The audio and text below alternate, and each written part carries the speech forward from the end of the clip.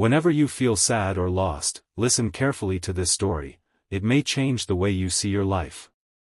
High in the mist-covered mountains, where silence felt heavier than sound, lived a raven with dark, glossy feathers. Though it could fly freely across the endless sky, its heart was full of sadness. Every day, the raven watched other birds and compared itself to them.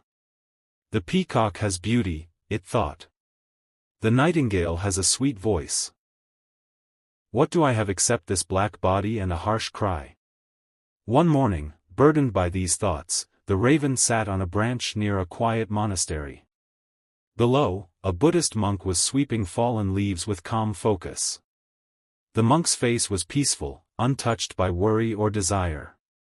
The raven wondered how someone with so little could look so content. Unable to hold its pain any longer, the raven flew down and spoke, "Why am I so unhappy while others seem blessed? I compare myself every day, and it is slowly breaking me." The monk rested his broom against the stone wall and studied the raven with kind, observant eyes. The raven expected advice, perhaps a lesson, but the monk remained silent. The quiet stretched between them, broken only by the whisper of wind through pine trees. "Why don't you answer me?" the raven asked impatiently. "Can't you see I am suffering?" The monk finally spoke, his voice soft yet steady. "Tell me, raven, when you fly across the sky, do you feel the wind resisting you?" "Yes," the raven replied. "The wind pushes against my wings."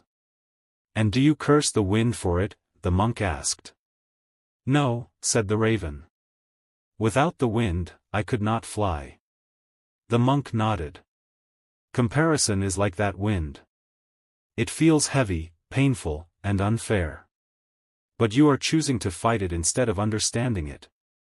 The raven grew quiet. No one had ever spoken to it this way before. The monk continued, "When you compare your life to others, you forget to see your own." The weight of comparison. The raven shifted uneasily on the ground. "But everywhere I look," it said, "others seem happier than me. They have what I lack. How can I stop seeing this?" The monk gestured toward the valley below, where birds flew freely in different directions. "Look carefully," he said. "Do you think every bird you see is satisfied?" The raven watched in silence. Some birds struggled against strong winds. Others searched endlessly for food. A few fought among themselves. The monk spoke again, "You only see the feathers they show you, not the weight they carry." He picked up a small stone and placed it in his palm. "When you compare, you place stones like this on your heart, one for beauty, one for success, one for approval.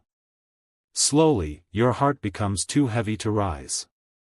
The raven felt those stones clearly now. Each comparison had made its wings weaker, not stronger. "So this is why I feel tired all the time," it whispered. "Yes," said the monk. Depress. The raven's confession. The raven opened its eyes slowly. Its voice trembled as it spoke. "I have tried to be like others. I forced myself to sing like the nightingale. I spread my feathers wide, wishing to shine like the peacock. But the more I tried, the emptier I felt." The monk listened without interrupting, his presence calm and steady. "And what happened when you failed?" he asked gently. "I hated myself," the raven replied. "I felt useless.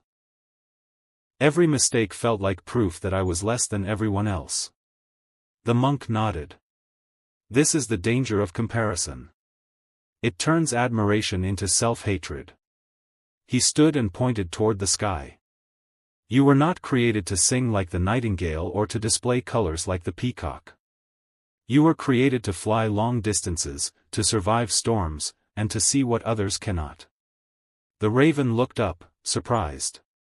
It had never considered its sharp eyes or strong wings as gifts. "I forgot who I was," it said softly. "Yes," the monk replied. A lesson in stillness. The monk sat cross-legged on a flat stone and closed his eyes.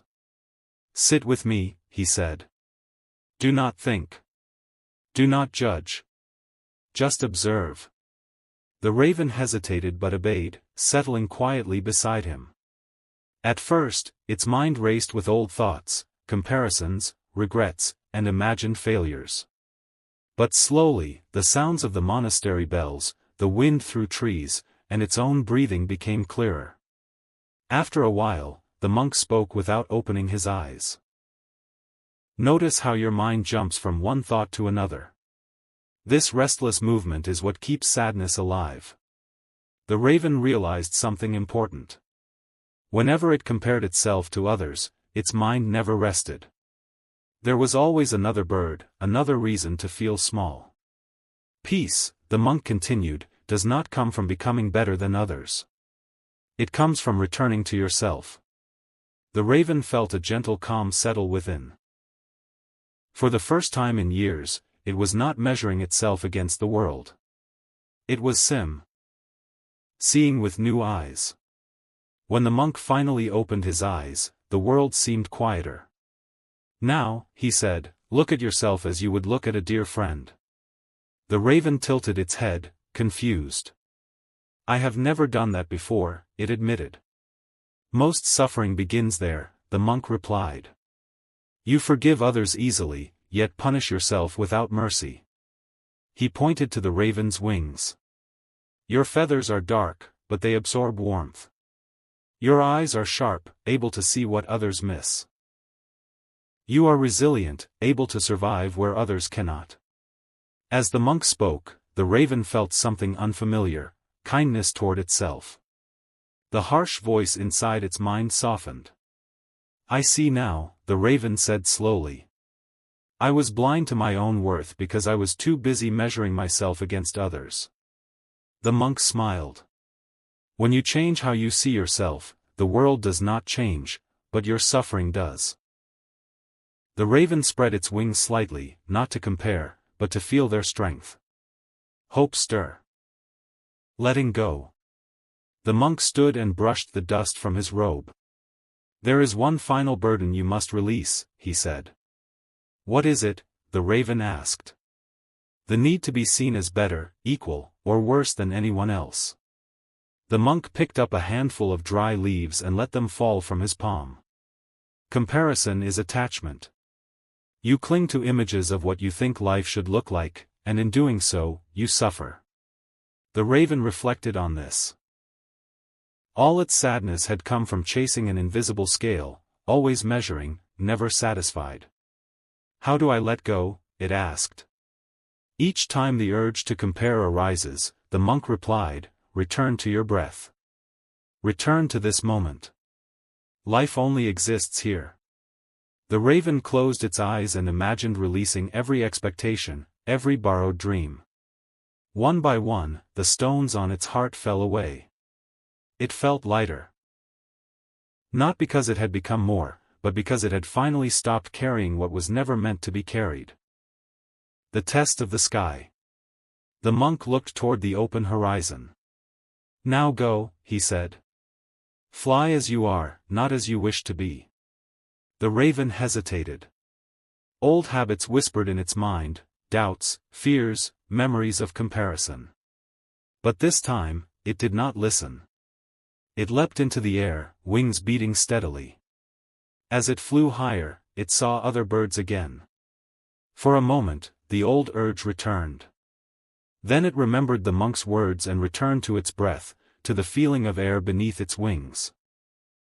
Something remarkable happened. The sky felt wider. The flight felt lighter. The raven was no longer racing or proving, it was simply flying. Below, the monk watched quietly. He knew this was the true test. Wisdom is not proven in words, but in moments when old patterns try to return. The raven circled once above the monastery, free not from the world, but from the need to compare itself within it.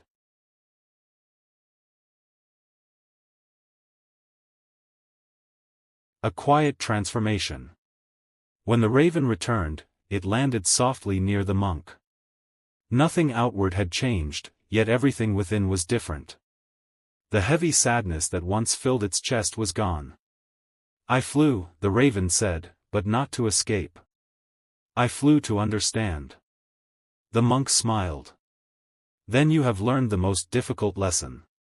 What lesson is that? The raven asked. That peace is not something you achieve, the monk replied. It is something you allow, once you stop fighting yourself. The raven reflected on its past suffering. Depression had not come from weakness, but from constant resistance, against its nature, its limits, and its truth. For the first time, the raven felt grateful for its journey. Even the pain had guided it here. The monk bowed slightly. Remember this, he said. The moment you stop comparing your path with others, your path becomes clear. The raven nodded, knowing this wisdom would carry it far beyond the monastery walls.